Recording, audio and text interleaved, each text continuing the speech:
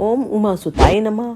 ओम उमा देव्ये नमः। आप सभी प्यारे प्यारी बच्चों की माताओं का माँ की धरोहर चैनल पर स्वागत है। आप सभी के बच्चे सुखी, स्वस्थ, चरित्रवान, दयालु, मातृ पितृ भक्त हों, यशस्वी हों, निसंतान संतान पाएं। संतानवान के बच्चे सदैव माता पिता के साथ सुखी हों। अहोई अष्टमी के व्रत पुत्र प्राप्ति व अपनी सभी संतानों के सुखी स्वास्थ्य व समृद्धि के लिए रखते हैं। सुबह जल्दी उठकर स्नान करके हंसी खुशी व्रत को रखते हैं।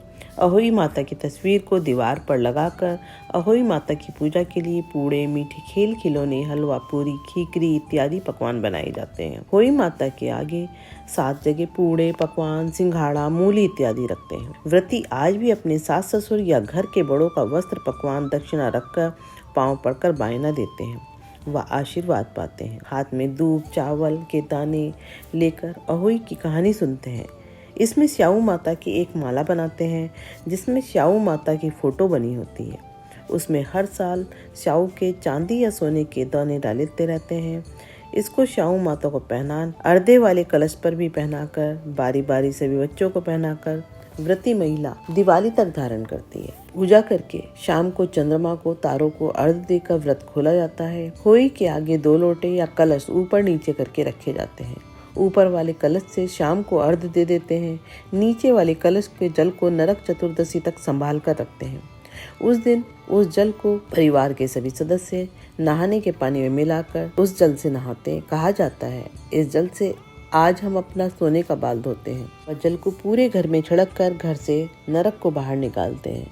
आज के दिन चाकू, कैंची, खुरपी, सुई इत्यादि नुकीली चीजों का इस्तेमाल नहीं करते।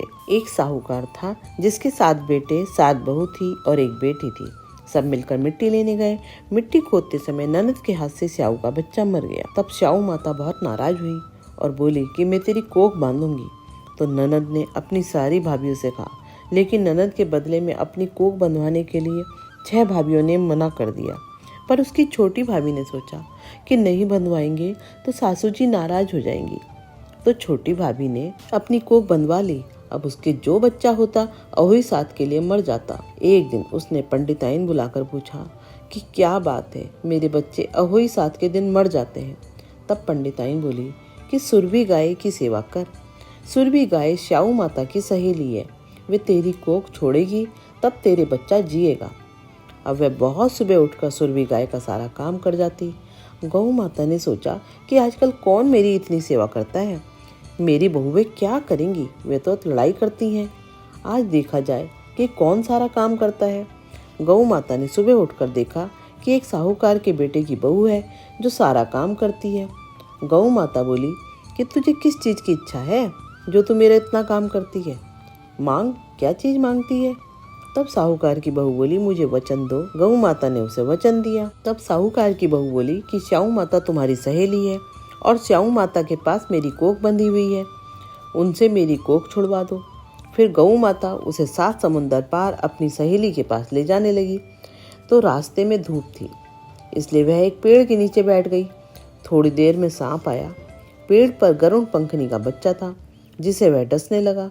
तो साहूकार की बहू ने सांप को मारकर डाल के नीचे फेंक दिया और बच्चे को बचा लिया। गरुड़ पंखनी आई, आकर साहूकार के बेटे की बहू को चोंच मारने लगी।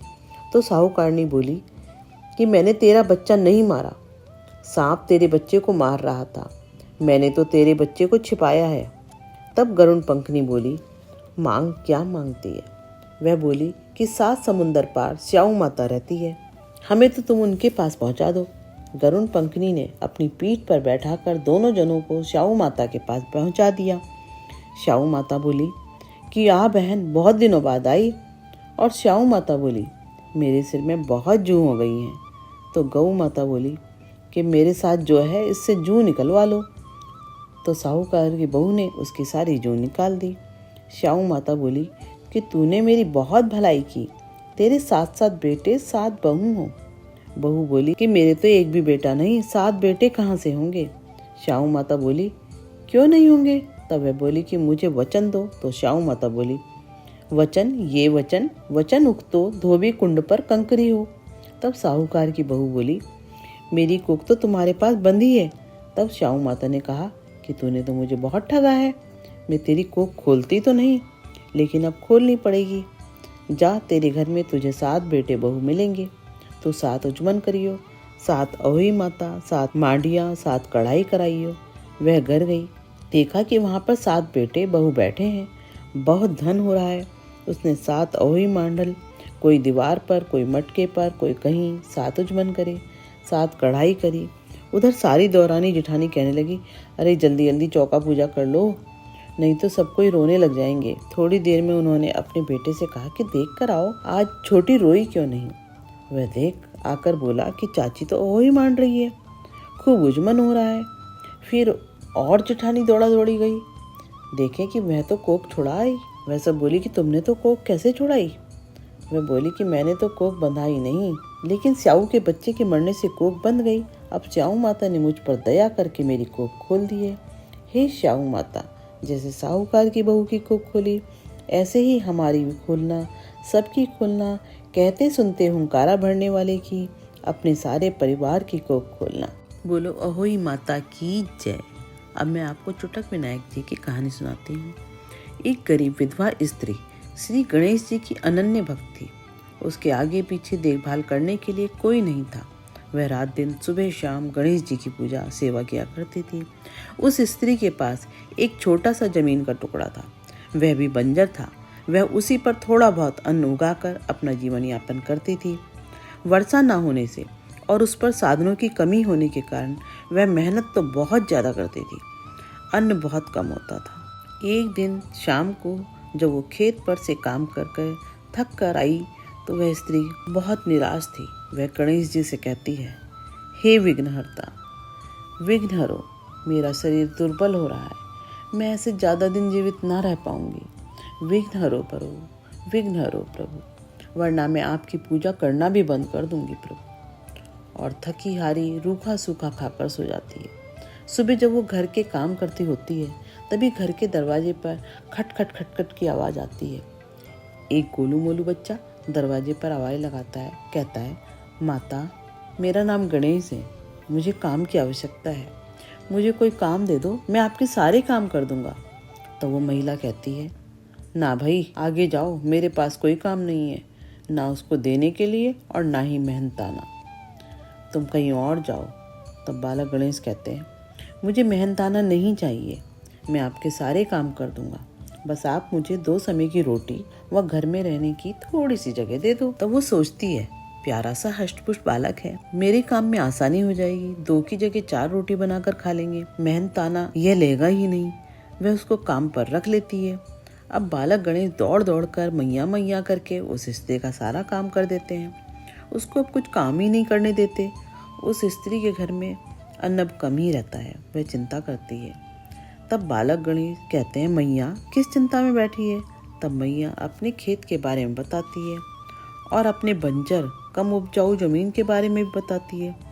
तब बालक गणेश कहते हैं, मैया चिंता ना करो, विघ्नहर्ता है ना, विघ्नहर्ता गणेश सब काम पूरे करेंगे, सब आसान होंगे। ओहो, तुम कोई भगवान हो क्या? भगवान गणेश थोड़े ही हो, नाम रखने से भगवान गणेश थोड़े ही बन जाता है। अरे मैया आज्ञा दो, एक अवसर तो दो सही, मैं आपकी फसल बो दूंगा। अच्छा चलो ठीक है, बो देना। रात में बालक गणेश बीजों की पोटली लेकर निकलते हैं। वह खेत में पहुंचकर बीज बिखरा देते हैं। वह अपने मूसक को याद करते हैं। मूसक से कहते हैं, तो अपने सभी साथियों के साथ इन बीजों को बो दो। सभी मूसक टोली बीजों को ताट में दबा खेत में बीज बो देती है। फिर गणेश जी इंद्रदेव को याद करते हैं। कहते हैं, हे इंद्रदेव, इस खेत में पानी की वर्षा कर दो। तब इंद्रदेव वर्षा कर देते हैं और वर्षा होती है और भविष्य में भी उस जमीन को उपजाऊ बन जाए, इसके लिए वर्षा करने की बात कहते हैं। और उन्होंने ऐसा किया भी। बालक गणेश उस खेत की अच्छे से देखभाल करते हैं। अच्छे पानी व अच्छी देखरेख से देखते ही देखते अन्न फसल लहरा उठती है।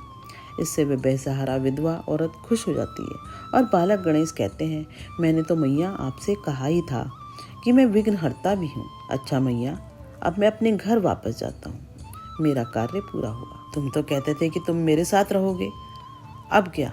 तुम कौन हो, कहाँ से आए हो? अरे मैया, तुम तो मेरी दिन रात पूजा करती हो और मुझे पहचानती भी नहीं हो। और गणेश जी सुंदर स्वरूप में दर्शन दे देते हैं। वह स्त्री भगवान गणेश को सामने देख रो पड़ती है। हे प्रभु, मैंने आपको पहचाना नहीं।